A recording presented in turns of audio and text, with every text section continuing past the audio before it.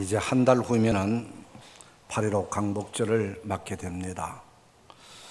광복절은 우리가 1910년에 강제적으로 일본에 합방이 되어지게 되고, 또 그로 인해서 우리의 말을 잃어버리고 우리의 이름까지 잃어버리고 일본 말을 사용하고 일본 이름을 사용하고 있었던 우리 국민이었습니다. 일본에서는 한국 교회를 무척 많이 탄압했습니다. 출애굽기 성경을 설교하지 못하고 성도들이 읽지 못하게 하였고, 예배할 때마다 일본 순사들이 칼을 차고 교회 뒤편에서 감시를 했습니다. 그런 가운데서도 민족의식 고취, 그리고 또 우리 독립운동의 모든 산실을 우리 교회가 그때 당시에 도맡아했습니다. 그래서 3.1 독립운동도 우리 한국교회가 앞장서서 이 모든 일들을 이루어냈습니다. 그렇게 되고 나니까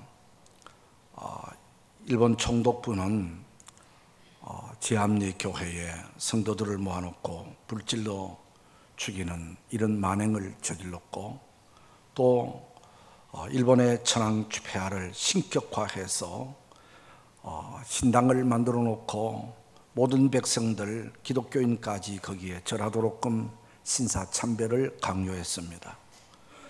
이럴 때에 우리 한국교회는 부단히 거기에 항거하며 계속 저항운동에 앞장섰고 독립투사들을 길러냈습니다. 이렇게 하니까 일본에서는 어떻든 기독교인들이 그들의 가시였습니다. 그래서 신사참배 그에 하지 않는 교회 지도자들과 성도들을 많이 투옥을 시켰고, 또 그들을 처리하기 위해서 1945년 8월 17일 자정을 기해서 투옥되어 있는 모든 한국의 기독교인들과 또 중요 기독교 지도자들을 처형하라는 비밀 지령이 내려진 상태였습니다. 이제 8월 17일만 되면은 한국교회 지도자들이, 투옥되어 있던 모든 교회 성도들이 다 몰살을 당하게 되어지는 이런 위기에 하나님께서는 이틀 전에 8월 15일에 일본이 항복하게 함으로 우리나라가 독립을 이루게 되었습니다. 우리가 일반적으로 8.15로 하면은 미국이 일본을 제압함으로 통해서 주어진 한국의 독립이라고 생각하지만은, 우리 신앙적인 입장에서는 우리가 하나님께서 한국교회를 살리고 하나님을 신실히 경외하는 주의 백성들을 살리려고 하시는 하나님의 놀라운 구원의 날이었다라고 하는 것입니다. 우리가 인류 역사를 바라볼 때 똑같은 사건이지만은 그 모든 사건들을 어떤 의미로 어떻게 해석하느냐에 따라서 전혀 다른 해석이 이루어질 수 있는데, 오늘 우리 기독교인들은 모두가 하나님이 하신 일입니다. 하나님께서 모든 일을 주관하셨습니다 라고 생각하고 보는 구속사적인 역사로 바라보는 것이 마땅하다고 하는 것입니다. 오늘 본문의 말씀도 바로 이와 같은 이야기입니다. 하나님의 선택받은 이스라엘 백성들이 하나님을 경외하고 하나님을 찬양하고 하나님의 뜻을 쫓아 살아야 됨에도 불구하고 그러지를 못하고 하나님을 거역하고 사신 우상들을 섬기고, 심지어 하나님의 성전 제단에다가 우상을 세워놓고 하나님의 성전 마당에다가 이를 성신 우상을 세워놓고 이것이 우리의 신이다 라고까지 함으로 하나님을 경노하게 했습니다. 하나님이 도저히 참을 수 없게 하셨습니다. 그래서 하나님께서는 진노하셔서 그의 백성들이지만은 바벨론에 멸망을 당하게 하고, 바벨론이 모든 이스라엘의 성벽과 성곽들을 깨뜨리고 예루살렘 성전까지 완전히 파괴시키는 이런 그 일들이 일어나게 되어졌고, 예루살렘에 살던 유다 백성들은 바벨론으로 대부분 포로로 잡아가는 이런 비극적인 일들이 일어났습니다. 이제 이렇게 나라가 망하고 바벨론의 포로가 되어져서 바벨론에서 유다 백성들이 생활한 지가 70년이라는 세월이 흘러갔습니다. 바벨론이라는 나라는 그때 당시만 해도 아주 강대한 나라였기 때문에 바벨론이 망할 것이라고는 어느 누구든지 상상하지도 못했는데, 놀랍게 페르시아라는 새 신흥 국가가 일어나더니 바벨론이라는 대제국을 무너뜨립니다. 전쟁에서 제압을 하고 바벨론이라는 나라를 흡수하고 바벨론이라는 나라의 이름도 없어지고 페르시아라는 나라가 바벨론을 이제 통일시킵니다. 그러니까 바벨론의 포로로 잡혀갔던 이스라엘 백성들은 자연스럽게 바사, 우리말로서는 페르시아라고 하는데 이 페르시아 국민이 됐습니다. 이렇게 페르시아의 고레스 왕은 바벨론 정복 전쟁을 마무리하고 나서 페르시아에 있는 모든 백성들에게 놀라운 명령을 발표합니다. 그것은 바로 오늘 본문에 있는 것처럼 여호와 하나님이 세상의 모든 나라들을 내게 맡겨주었다. 근데 그 하나님께서 내게 감동을 주시기를, 이 나라에 있는 유다 백성들, 이스라엘 백성들은 이제 일어나서 예루살렘으로 돌아가 너희들이 섬기는 성전을 짓고 하나님을 섬겨라 라는 이런 그 명령, 칙령을 선포합니다. 조서도 내렸다고 했습니다. 이것은 어떤 누구든지 예상하지 못했던 일입니다. 이 고레스 왕이라는 분은 하나님을 섬기는 하나님의 백성도 아니고 유다 백성도 아니고 하나님을 경외하는 사람도 아닌 이방인입니다. 더더구나 유대민족들에게 특별한 무슨 호감을 가질 만한 어떤 사건도 없습니다. 그런데도 불구하고 이 페르시아의 왕이 바벨론을 점령한 이후에 유다 백성들은 예루살렘으로 올라가서 성전 짓고 하나님을 섬기라는 이런 느닷없는 뜻밖의 명령 선포를 하게 되었습니다. 참 놀라운 일입니다. 이것은 우연한 일이 아닙니다. 바로 이스라엘 백성이 바벨론에 멸망당하기 전 예레미야 선지자가 벌써 예언한 이야기입니다. 예언의 예레미야 선지자는 이 나라는 하나님의 진노로 바벨론에 멸망당할 것이고 모든 사람들은 바벨론으로 포로로 잡혀갈 것이지만은 그것으로 끝나는 것이 아니라 바벨론에서 70년의 세월이 지나면은 하나님께서 다시 예루살렘으로 돌아오게 될 것이라고 예레미야 25장 11절과 29장 10절에서 이미 예언을 했습니다. 뿐만 아니라 이보다도 더 앞서 선지자 활동을 했던 이사야는 고레스 왕보다 한 150년 전에 활동했던 선지자인데 이 이사야는 더 구체적으로 예언을 했습니다. 그것은 바로 바벨론이라는 나라가 멸망당하고 고레스라는 사람이 일어나서 그 고레스가 유다 백성들에게 자유를 선포할 것이라고 이름까지 거명을 하면서 예언을 했습니다. 이것이 이사야 44장 28절, 45장 1절 이하에 세밀히 나옵니다.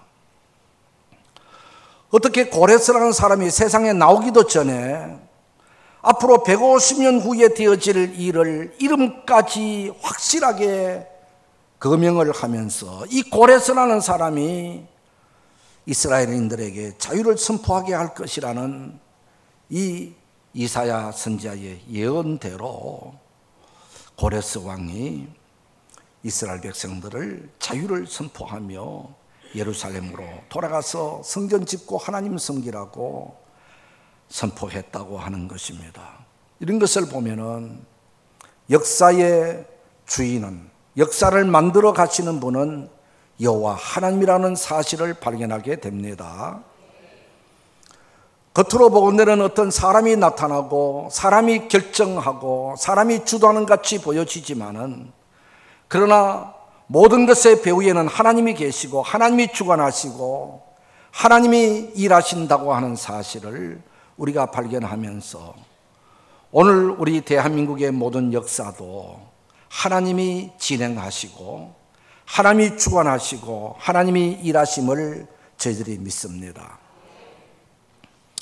이렇게 고레스 왕이 이스라엘 백성들에게 자유를 선포하고 성전 지으라고 그렇게 하는 이야기를 듣고 이스라엘 그 페르시아에 흩어져 있는 사람들이 감동을 받고 부단히 예루살렘으로 올라가기 위해서 일어섰다라고 했습니다.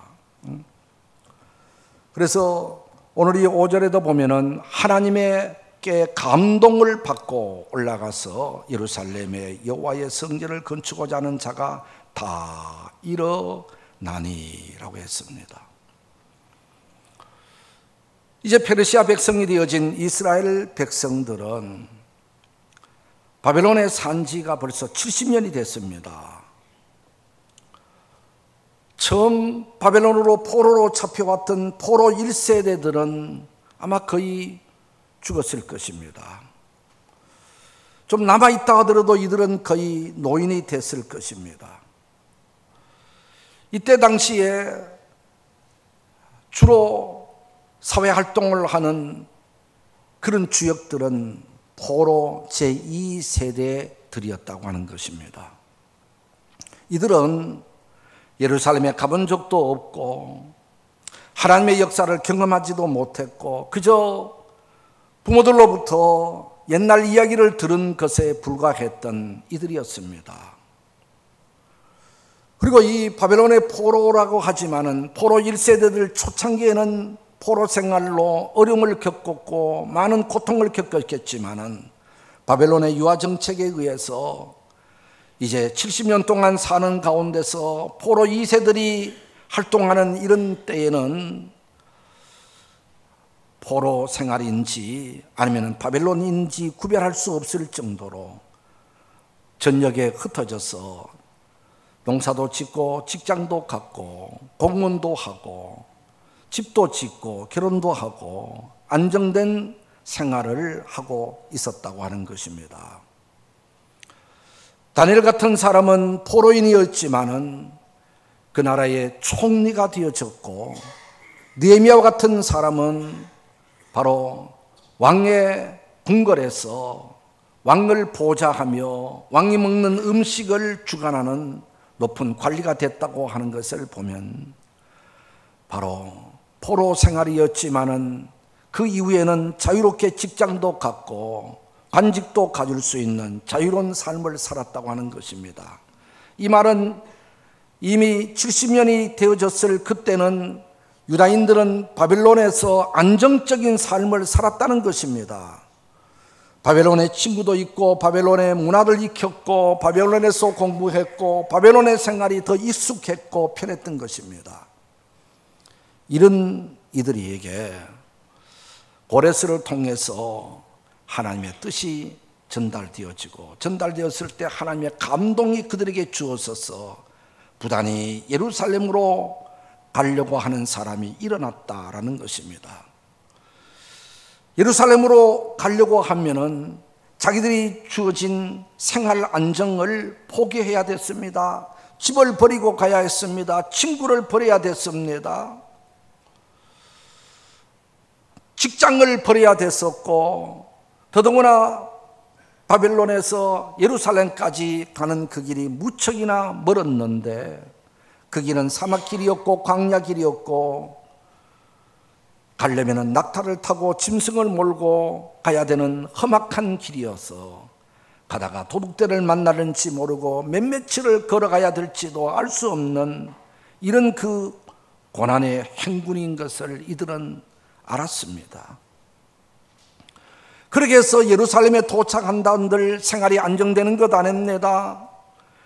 예루살렘에는 많은 것이 폐가 되었었습니다. 성곽도 없습니다. 성전도 없습니다. 모든 것을 새로 해야 됐습니다. 새로 시작해야 됐습니다. 이렇게 새로이 개척자의 삶이라는 것은 무척이나 힘들고 어려운 것을 알면서 하나님의 감동을 입은 자들이 예루살렘으로 돌아가겠다고 부단히 일어섰다고 하는 것입니다. 성경에 보면은 바로 이들 가운데서 일어난 분들이 바로 제사장들이 일어났고 베냐민 족장들, 레위 사람들, 많은 사람들이 일어났는데 여기에 스룹바벨이라는 지도자를 중심으로 5만 명가량이 예루살렘으로 돌아가게 됐다고 하는 것입니다. 많은 어려움이 있음에도 불구하고 하나님의 감동에 순종했다는 것입니다. 이제 예루살렘으로 돌아가서 성전 짓고 하나님 섬기는 일을 좀 더 잘해보겠다고 부단히 일어선 믿음의 사람들인 것입니다. 앞으로 어떤 고난과 어려움이 닥쳐올지도 예상은 하지만 그것을 감수하고서라도 다시 본국 예루살렘으로 돌아가겠다고 일어선 분들이 한 5만 명이었다고 하는 것입니다. 이들은 하나님의 감동에 순종한 사람들이었습니다. 하나님이 이루신 새 역사를 창조하는 데에 앞장서겠다고 이들이 일어선 분들입니다. 그리고 6절에 보면은 고레스는 하나님이 일찍부터 택하며 하나님의 뜻을 이루는 사람으로 선택된 사람이니까 그렇다 하더라도 이스라엘 백성들은 하나님의 선민이니까 예루살렘으로 돌아가는 길로 일어섰다는 것 그렇다 하더라도 페르시아 백성들은 이들과 아무 상관이 없습니다. 하나님을 섬기는 사람도 아니고 그리고 이스라엘 사람들과 무슨 연관된 것도 없음에도 불구하고 이스라엘 백성들이 예루살렘으로 돌아가서 성전 짓는다고 가는 이들을 바라보면서 박수를 치고 자기들이 가지고 있는 은과 금을 예물을 선물을 내어놓고 짐승을 내어놓습니다. 이 짐승은 바로 예루살렘까지 가는 데에 짐 싣고 가라고. 요즘처럼 교통수단이 없기 때문에 짐승들의 등에다가 짐을 싣고 가야 하기 때문에 당신들이 가는 데에 짐 싣고 가라고 짐승들을 내놨다고 했습니다. 참 놀라운 일인 것입니다. 이들은 모른 척해도 얼마든지 될 만한 분들이고 왜 가느냐고 붙잡아야 될 분들인데도 불구하고 예루살렘으로 가는 사람들을 협조하고 도와주었다. 이 모든 것은 정말 하나님이 하신 일입니다. 하나님이 하고자 하시니까 이방인들까지 감동을 주고 이방인들까지 협조하게 만들고 도와주게 만들어서 이 일이 잘 순탄하게 진행하게 되어졌다라고 말씀을 하고 있습니다. 옛날이나 지금이나 하나님은 하나님의 거룩한 뜻을 이루시려면은 하나님의 사랑하는 하나님의 백성들에게 감동을 주시고 그리고 그 감동에 순종하게 해서 순종한 그들로 통하여 새 역사를 이루어 가신다고 하는 것입니다. 이 감동이라는 것은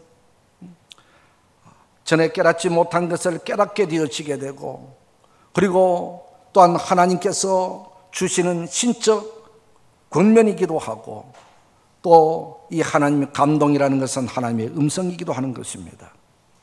하나님의 음성을 들었다, 하나님의 말씀하셨다라고 하는 것은 오늘 귀청을 통해서 우리에게 들려주는 그 말만이 하나님의 말씀이 아니라, 하나님이 직접 말씀하시는 기간은 주로 마음의 감동으로 오게 되어지는 겁니다. 이 마음의 감동이라는 것은 하나님이 주시는 말씀이고, 하나님이 주시는 음성이고, 하나님의 메시지인 겁니다. 바로 고레스 왕도, 이스라엘 백성들도, 페르시아 사람들도 하나님께서 말씀하시니까, 하나님이 감동 주시니까 그 하나님의 감동에 순종했다. 이것은 바로 새 일을 행하시는 하나님의 일이었지요. 오늘날도 하나님께서는 새 일을 행하시기 위해서 주의 백성들에게 말씀하시고 감동을 주십니다. 돌아보면 아무도 그 일을 하지 않습니다. 내게만 감동이 주어집니다. 주저하게 되어집니다. 내가 어떻게 그 일을 할 수 있느냐고 감동을 받았지만 감동을 받지 않는 것처럼 행동할 수가 있습니다. 그것을 묵인할 수 있습니다. 지금은 아닙니다, 다음에 할게라고 미룰 수가 있습니다.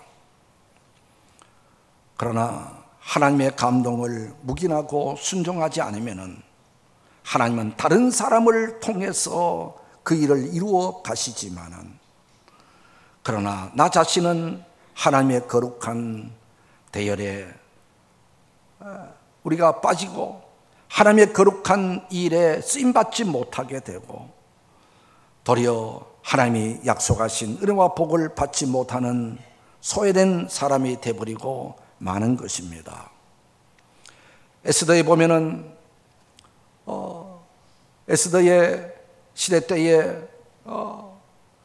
유다 백성들이 몰살을 당하도록끔 하만이라는 사람이 나쁜 괴계를 꾸미고 음모를 꾸밉니다. 이것을 먼저 알게 된 모르드게가 왕궁의 왕후가 되어진 에스더에게 편지를 보냅니다. 바로 네가 지금 왕후가 되어진 것은 바로 이때를 위한 것이다. 우리의 민족이 위기에 처했을 때에 이 위기를 건져내도록 하기 위해서 하나님이 먼저 너를 그 자리에 세운 것이다. 너가 이 문제를 해결해라. 네가 이 소식을 듣고도, 이 사실을 알고도 머뭇거리고 네 혼자 살겠다고 하면은 하나님께서는 다른 사람을 통해서 일하실 것이고 너와 내 짐은 망할 것이다 라는 편지를 보냅니다. 이 편지를 받은 에스더는 하나님 앞에 금식을 하며 기도하고 왕 앞에 나가서 민족을 살리는 주역의 일을 감당하게 되어집니다. 그렇습니다. 바로 이때를 위함인 줄 알지 않느냐. 하나님은 이 일을 위해서 너를 택하였고, 그리고 너에게 지금 말씀하고 너에게 지금 감동을 주는 것이다. 여기에 순종해야 된다. 그러면 너는 하나님 앞에 쓰임받는 사람이 될 것이다 라는 이야기처럼, 오늘 이 시대에도 하나님께서는 하나님의 거룩한 뜻을 이루시기 위해서 모든 하나님의 사람들에게 감동을 주시는 겁니다. 하나님은 새 일을 행하게 하십니다. 그러나 그 감동을 받고도 머뭇거리거나 그 일에 순종하지 않으면 하나님은 다른 면을 통해서 그 일을 이루어 가십니다. 그러나 나는 하나님의 약속하신 은혜를 받지 못한다라는 사실입니다. 그러므로 하나님께서 크고 작은 일들을 우리에게 감동하실 때에는 아멘 하면서 순종해 가야 합니다. 그러면 하나님께서 나를 통해서 새 일을 행해 가실 것이고, 나는 그 일을 통해서 또 하나님의 은혜를 힘있게 되어지게 되는 것입니다. 이 하나님의 감동이라는 것은 하나님의 일을 할 수 있는, 하나님 앞에 쓰임받을 수 있는, 하나님 앞에 복받을 수 있는 기회가 주어졌다고 하는 말이기도 하는 것입니다. 미디안 광야에서 양치기하는 모세에 어느 날 떨기나무에서 불이 붙었습니다. 떨기나무는 물기가 없는 바짝 마른 나무들입니다. 불이 붙으면 금방 홀 타고 버리고 말아야 될 그 나무에 불이 계속 타고 있습니다. 참 이상하다. 어떻게 불이 계속 타고 있을까? 가까이 갔더니 그 불꽃 가운데서 하나님의 음성이 들립니다. 모세야, 네가 선 땅은 거룩한 땅이니 신을 벗어라. 그리고 너는 이제 일어나 애굽으로 가서 내 백성을 이끌고 하나님의 약속한 땅으로 가라라고 하나님의 사명이 주어집니다. 모세는 아닙니다. 내 같은 것이 어떻게 갑니까? 보낼 자를 보내십시오라고 거절을 해보지만은 바로 하나님께서는 지금이 때다. 지금이 너를 통해서 일하실 것이다. 너는 하나님 믿고 가라고 계속 말씀하심에 따라 거기에 순종해서 애굽으로 가서 하나님의 기적을 많이 경험하고 체험하고 일으켜서 그의 백성들을 데리고 가나안으로 가게 되어지는 겁니다. 하나님이 감동을 주시고 하나님이 말씀하신 것은 바로 새 역사를 시작하시는, 네가 바로 지금 일어설 때다. 지금 바로 네가 하나님의 뜻을 이루고 가실 때가 됐다라고 우리에게 기회를 주시는 겁니다. 감동은 하나님의 기회를 주는 겁니다. 아무라도 감동이 주어지는 것이 아닙니다. 하나님이 신뢰하는 사람, 하나님이 사랑하는 사람, 하나님이 은혜 베풀어 주기를 원하는 사람에게 감동이 주어지는 겁니다. 감동이 주어졌을 때 아멘하며 순종하면은 계속해서 하나님의 감동이 주어지고 계속 하나님의 인도하심이 있게 되어지는 것입니다. 그러므로 감동을 받았다는 그 자체는 감사할 일입니다. 그러면 어떤 사람이 감동을 받습니까? 평소에 늘 말씀과 가까이 있는 사람, 하나님의 말씀으로 충만되어 있는 사람, 늘 평소에 하나님과 기도하며 하나님과 교제가 이루어져 있는, 영적으로 깨어있는 사람들에게 하나님의 말씀이 주어지고 하나님의 감동이 주어지는 겁니다. 다니엘도 기도하는 가운데서 하나님의 음성을 들었습니다. 오늘 우리는 말씀을 들을 때에, 기도할 때에 어떤 사건 앞에서 평소에 우리 어떤 순간에 하나님의 감동이 주어지게 되면 그 첫 번째 주어지는 감동이 하나님의 음성이고, 한 시간 후에 집에 돌아가서 생각하고 생각해 보면은 그게 아닌 것 같은 것은 자꾸 마귀가 하나님의 말씀에 순종하지 못하도록 변혁을 시켜가는 겁니다. 내 생각을 가미하게 되는 것입니다. 하나님의 말씀에 순종하지 못하게 하는 것입니다. 복받지 못하게 하는 것입니다.